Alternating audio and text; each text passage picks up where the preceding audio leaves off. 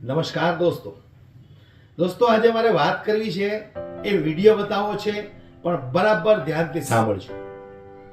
આપણે આ છેલ્લા ઘણા બધા વર્ષોથી જોઈ રહ્યા છીએ કે દેશની અંદર એક એવો માહોલ સર્જાઈ રહ્યો છે કે જ્યાં દંગા ફસાદ, કોઈ શાંતિપૂર્ણ પોતાના ભગવાનની પ્રાર્થનાઓ કરતું હોય, પોતાના ભગવાનને યાદ કરતું હોય. ખાસ કરીને આપણે જોઈએ તો ખ્રિસ્તી લોકો સાન્તા ક્લોઝના વેશમાં ફરતા હોય 31 ના દિવસે, અથવા તો કોઈ ચર્ચમાં પોતાના ઈસુ ભગવાનની સામે પ્રાર્થના કરતા હોય, ત્યારે ઘણી બધી વખત આપણને એવું જોવા મળે છે કે કોઈ એવા અસામાજિક તત્વો આવી અને એમની જે શાંતિપૂર્ણ રીતે પ્રાર્થના કરે છે એ પ્રાર્થનાની અંદર ભંગ પાડે છે. ત્યારે આજે આવી જ ઘટના મારે ગુજરાતની બતાવી છે દોસ્તો. વિડીયો વધુમાં વધુ શેર કરજો. વધારે સમય નથી લેવો, શોર્ટકટમાં વાત મારે કરવી છે. ઓઢવની અંદર ઇન્સ્ટર નો એક કાર્યક્રમ ચાલતો હતો ખ્રિસ્તી લોકો. ઇન્સ્ટર જે એક એવા સમયે અવસાન પામેલા હતા અને ખ્રિસ્તી ધર્મના લોકો એમને ખૂબ સારું એવું મૃત્યુ માની અને દર વર્ષે એમને એક એમનો કાર્યક્રમ યોજી અને એમની એક પ્રાર્થનાઓ કરે છે. પણ મારે આ સરકારને પૂછવું છે કે તમે કેવા પ્રકારનો માહોલ ભારત દેશની અંદર કરવા માંગો છો? જ્યારે આ ઇન્સ્ટરની પ્રાર્થના થઈ હતી, ખ્રિસ્તી ધર્મના લોકો બેસીને એક રૂમની અંદર પ્રાર્થનાઓ કરતા હતા. એ પ્રાર્થના દરમિયાન અચાનક ત્યાં અમુક લોકો આવે છે હાથમાં દંડાઓ લઈને. હવે ખ્રિસ્તી ધર્મના લોકો પોતાના ઈસુ ખ્રિસ્તી ભગવાનની પ્રાર્થનાઓ કરે છે અને 10 થી 12 લોકો હાથમાં દંડાઓ લઈને આવે છે અને ત્યાં જય શ્રી રામના નારાઓ લગાવે છે. સૌપ્રથમ દોસ્તો તમે એ વિડીયો જુઓ, ત્યાર પછી હું તમને જે બીજો વિડીયો બતાવવાનો છું એ જોઈને તમે ચોંકી ઉઠશો. સૌથી પહેલા તો તમે આ વિડીયો જુઓ કે ખ્રિસ્તી ધર્મના લોકો પોતાના ભગવાનને યાદ કરી અને જે પ્રાર્થના કરી રહ્યા છે ને એની પ્રાર્થનામાં કેવો આ લોકો ભંગ કરવા માટે આવ્યા છે. જો તમે આ ઓઢવ વિસ્તારની આ ઘટના છે, એક ચર્ચની અંદર પ્રાર્થના ચાલુ હતી અને એ સમયે આ લોકો હાથમાં દંડા લઈ અને ત્યાં ઘૂસ્યા અને જય શ્રી રામના નારાઓ લગાવી રહ્યા છે.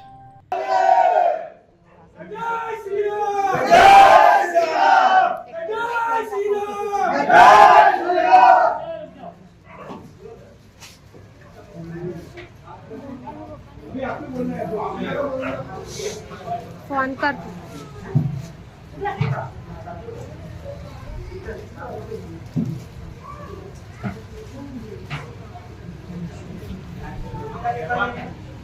હિન્દુ કેટલા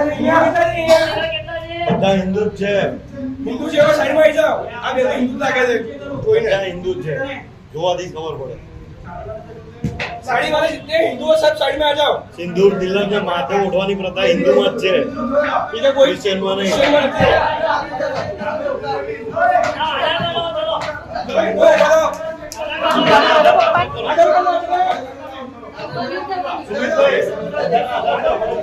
जो भी हिंदू है सबका आधार कौन चेक किया है? वो हिंदू इसने पहले सेकुलर कर दो.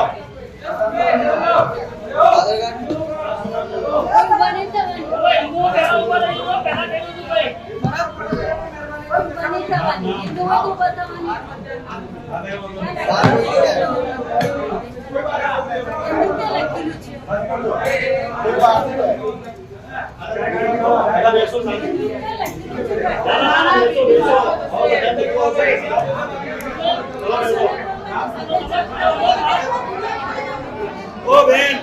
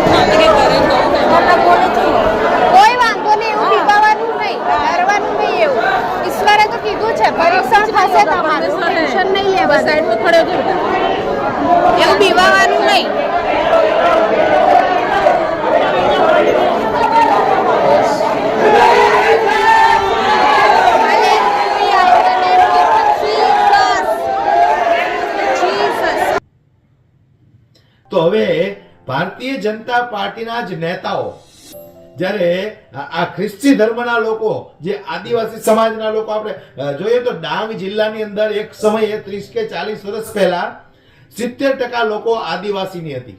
70% વસ્તી આદિવાસીની હતી. અત્યારે જો તમે ઘણા બધા લોકો પરિવર્તન કરીને ખ્રિસ્તી ધર્મમાં જોડાઈ ગયા છે. આજે પણ એ જ વિસ્તારની અંદર ભારતીય જનતા પાર્ટીના નેતાઓ જઈ ખ્રિસ્તી ધર્મના કોઈ કાર્યક્રમની અંદર જઈ અને સરસ મજાના ભાષણો આપે છે. શું કામ? કેમ કે એ લોકોને ત્યાંથી વોટ લેવાના છે. એ લોકોના વોટ લેવાના છે. વોટ લેતી વખતે, વોટ લેતી સમયે કોઈને કશું જ તકલીફ નથી, પરંતુ કોઈ એક ધર્મનો વ્યક્તિ પોતાના ભગવાનને પ્રાર્થના કરી રહ્યો છે ત્યારે આવી રીતે દંડા લઈ અને વચ્ચે ઘૂસી અને તમે જય શ્રી રામના નારા લગાવો છો, એ કેટલું યોગ્ય કહેવાય? શું આ સરકાર એવું ઈચ્છે છે કે લોકો એકબીજા સાથે લડે ઝઘડે ધર્મના નામે? શું આ કઈ તરફ જઈ રહ્યું છે આપણું હિન્દુસ્તાન? કઈ તરફ જઈ રહ્યો છે આપણો ભારત દેશ? કઈ તરફ જઈ રહ્યું છે ડોક્ટર બાબા સાહેબ આંબેડકરનું લખેલું સંવિધાન? એક તરફ એ ખ્રિસ્તી ધર્મના લોકો પોતાના ભગવાનને યાદ કરી અને પ્રાર્થના કરી રહ્યા છે, ત્યારે આવી રીતે 10 થી 12 લોકો હાથમાં દંડાઓ લઈ આવે છે અને ત્યાં જબરજસ્તી જય શ્રી રામના નારા લગાવે છે. લોકોની અંદર એક ગભરાટનો માહોલ પેદા થઈ જાય છે. પણ બીજી તરફ આપણે જોઈએ તો એ જ ખ્રિસ્તી ધર્મની વચ્ચે જઈ અને ભારતીય જનતા પાર્ટીના નેતાઓ વોટ માંગે છે. સરસ મજાના કાર્યક્રમની અંદર સારા સારા ભાષણો કરે છે. એ પણ તમે જુઓ, કુંવરજી હળપતિનું આ ભાષણ સાંભળો તમે. પરમેશ્વર પિતાની યોજના જુઓ મારા માટે કેવી યોજના છે.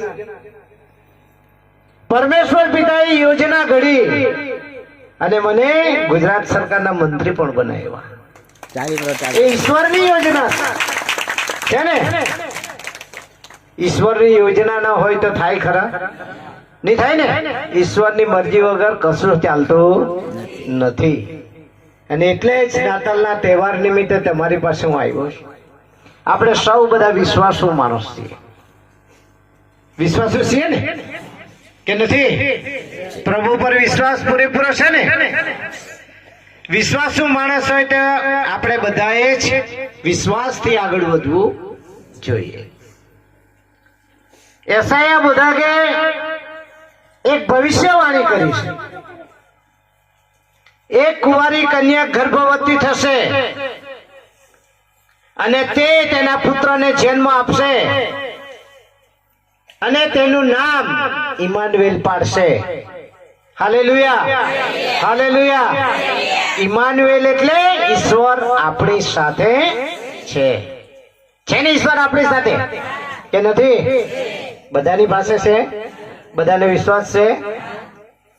એટલે મિત્રો, નાતાલની વાત કરવા જઈએ તો આખી આખી રાત કરીએ ને તોય પૂરી નહીં થાય. તો આ સાંભળ્યા પછી તમને શું લાગે છે દોસ્તો? આ ભારતીય જનતા પાર્ટીની સરકાર દેશની અંદર એક કેવો માહોલ ઊભો કરવા માંગે છે? શું આ લોકો એવું ઈચ્છે છે કે એકબીજા સાથે લડી ઝઘડી અને શું ઘટના બની જાય એનો કોઈ અંદાજ આપણે કહી ન શકીએ? કારણ કે સામાન્ય રીતે આપણે જોઈએ તો કોઈ પણ ધર્મના લોકો પોતાના ભગવાનને પ્રાર્થના કરતા હોય, અલ્લાહની ઇબાદત કરતા હોય, તો આપણને આપણા ભગવાને એવું ક્યારે નથી શીખવાડ્યું કે આપણે એના ધર્મની અંદર ઠેસ પહોંચાડીએ. આજે તમે ઘણી બધી વખત જોયું હશે, ઘણી બધી વખત આવા કિસ્સાઓ બને છે. દરગાહની સામે ખુલ્લી તલવારો લઈ અને જય શ્રી રામના નારાઓ લગાવે છે, અથવા તો કોઈ મંદિરની સામે આવી અને કોઈ અલ્લાહુ અકબર કરે છે. એટલે આ કઈ તરફ આપણો દેશ જઈ રહ્યો છે દોસ્ત? તમે લોકો શું વિચારો છો આ વિડીયો જોયા પછી? મને કોમેન્ટ બોક્સમાં દોસ્તો જરૂરથી જણાવજો કે ભારતીય જનતા પાર્ટીના લોકો એમના નેતાઓને જ્યારે મત લેવા હોય ત્યારે એના માટે કોઈ મુસ્લિમ, કોઈ ખ્રિસ્તી, કોઈ હિન્દુ, કોઈ ધર્મ નથી. એ ગમે ત્યાં જઈ અને ગમે એ કરી શકે છે. પણ જ્યારે કોઈ પણ ધર્મનો વ્યક્તિ પોતાના ભગવાનને પ્રાર્થના કરે છે ત્યારે તમે એ પ્રાર્થનાની વચ્ચે જઈ દંડા લઈ અને જય શ્રી રામના નારા લગાવો, લોકોને ધમકાવો, તો એ તો કેટલું યોગ્ય કહેવાય દોસ્તો? હાલ વિડીયોમાં બસ આટલું જ. વિડીયો બાબતે તમારું શું કહેવું છે મને કોમેન્ટ બોક્સમાં જરૂરથી જણાવજો અને વિડીયોને શેર કરી લોકો સુધી પહોંચાડજો. જય હિન્દ.